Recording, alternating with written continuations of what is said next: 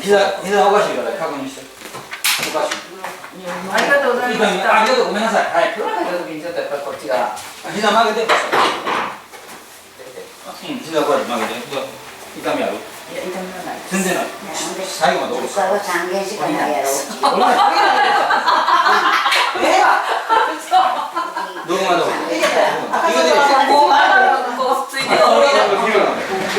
足首が硬い。足首が硬い。こうするよね。そうです。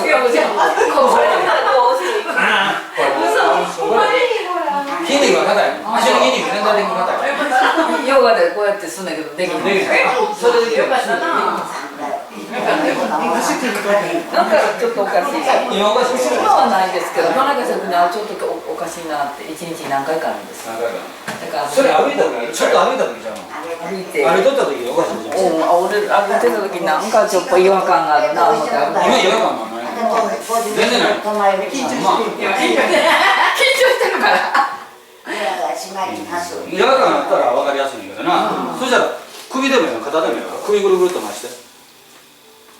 パキパキパキ言うてるでしょ。はい、オッケー。それじゃここ、お尻だと蹴って。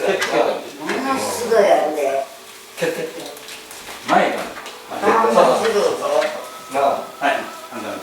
蹴って。蹴って。蹴ってどういうこと？そう。はい。そう。蹴って。はい。蹴ってあげる。バナナキロの時、はい、そう。腰ができてる。昔はあって。こんなんわからん言うたら、こんなんわからん言うたら。はい、もう一回だけで。そう。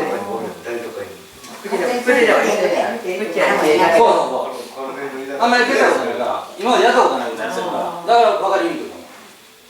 こうしててこうあるんだから、蹴るんですか？ただ単純に蹴ってくれたら、もう一回だけ蹴ってきて。単純に蹴ったらいいから、かかとつけようとしたら、そう、今前。そう。なんかそのバーッと見えんで。そうやろな。それで振り回して。どう？音。しない。今3本しただけなんやけど、ほとんど60本もいってないぐらい。50何本ぐらいやけど、それでも首柔らかくなる。これ背中も肩も腰も全部柔らかくなる。だから一回しゃがんでいこう。先にしゃがんでみて。ちょ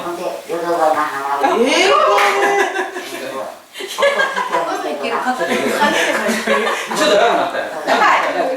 ただ今50何歩歩いただけで楽になった。汗かいてる。汗なんだよ。はい、上がってくる。だからちゃんとした歩き方したら体で何歩でも良くなる。こう蹴ってあげる。それがまだ後で。なかなかやね。はい。それがなかなか。